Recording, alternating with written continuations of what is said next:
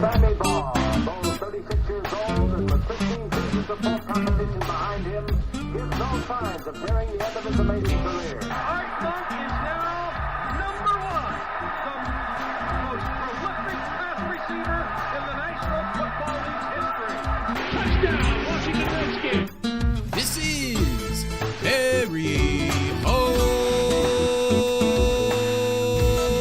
Football, the original Redskins Fans podcast. On today's show, I talk about the game between the Washington Redskins and the Arizona Cardinals and the upcoming matchup against the Browns. This and much, much more live with, well, only me today. What's up, y'all? It's Aaron. Didn't think we were going to get a podcast in this week, and it's actually pretty weird. Just me by myself. It's like a la episode 1 or the lost episode 2. But anyway, here we are. Whoa, green screen just fell. Nice. Anyway, good enough. Here we are after week 2 game in which we got beat by the Cardinals. And I just wanted to give a few quick thoughts before we head into week 3 against the Browns. So here it is. First of all, I watching the game. I was like, yeah, this is pretty bad. And there were some negatives. My main negatives were probably Troy Apke again and Jerron Christian. Those are kind of the weak links.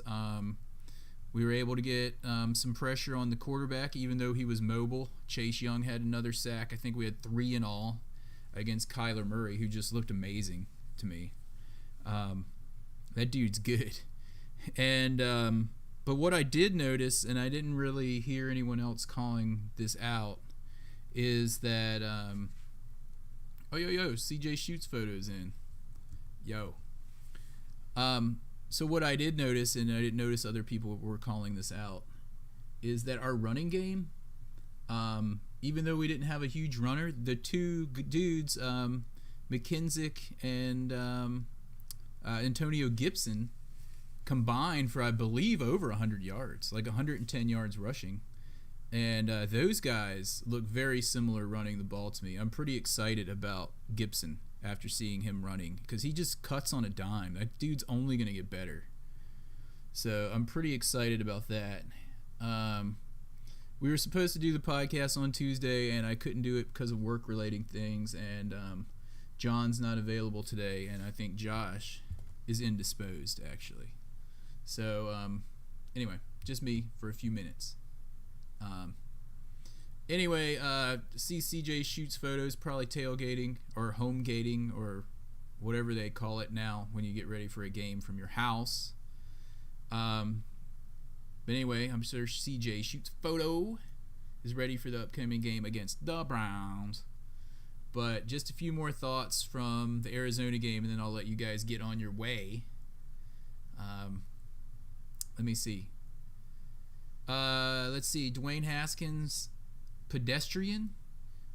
He seemed to miss some throws, but quite frankly, when I rewatched the game, Logan Thomas, the tight end, seemed to have like hands of steel in that game to me. It seemed like he dropped like 8 passes that should have been caught. I don't know what the number was, but it was getting ridiculous.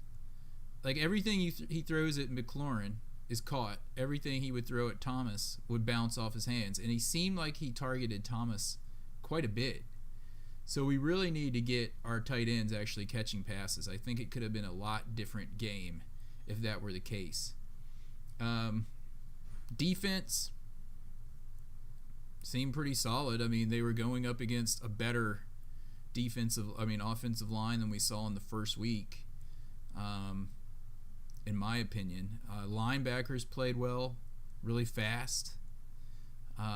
All in all, I think we're on the uptick, even though it was kind of a bad loss. We need to get the offense going earlier in the game. We need to get rid of these penalties, and we need to not fumble. And, I mean, part of that is Jerron Christian. The dude, we need help over there. I mean, I don't know when we can get this Sadiq Charles back. Maybe we're getting him back today. I haven't really had time this week to even breathe or look at anything Redskins related. But I say give him a shot because we know what we have in Christian. Anyway, that's my thoughts. I'm going to go ahead and give my game balls and kicks. Let me find the sound effect.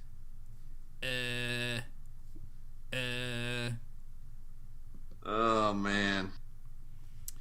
Anyway, here we go. So we lost, so that means we get the game ball first. And now, the coveted and ever-elusive Game Ball Award. Game Ball Award for this week. Let me think. There were a lot of dudes that stood out in this game, and I'm sure if you guys were in the chat room right now, but you're all tailgating, except for CJ. If you want to spur my memory on your thoughts about game balls and kicks, that would be awesome.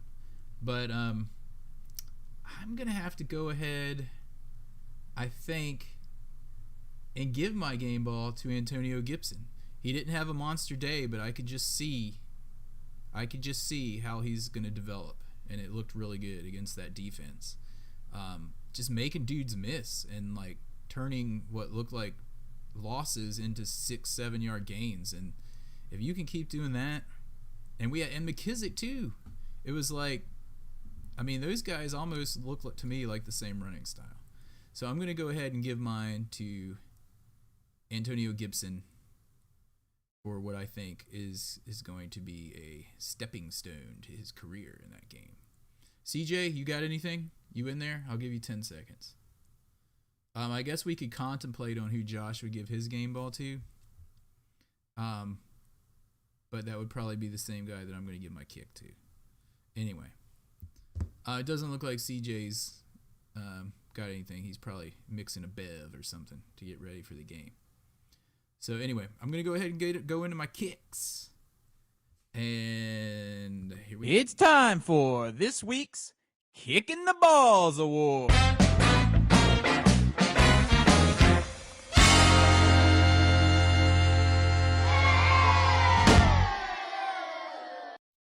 My Kicking the Balls Award is going to no other than Troy Apke, and I think this is the second week in a row.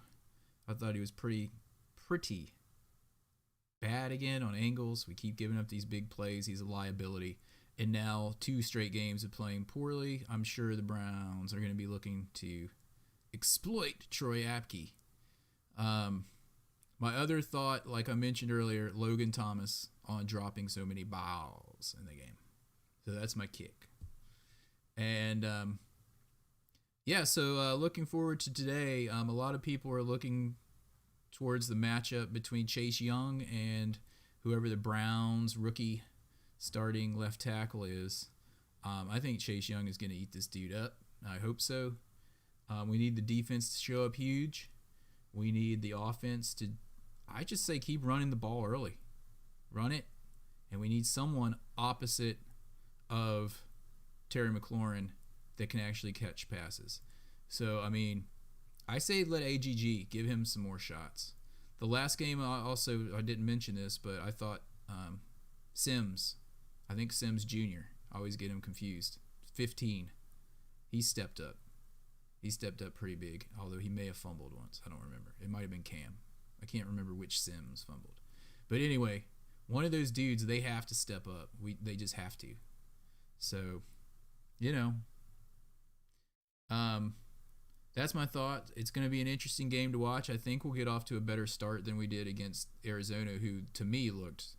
I mean, they've already beat San Francisco, and they beat us pretty well. They look solid to go far this year to me. So I wouldn't be all doom and gloom after that game. Hopefully we can just get going earlier with the offense and not get in a hole by turnovers. Oh, yeah.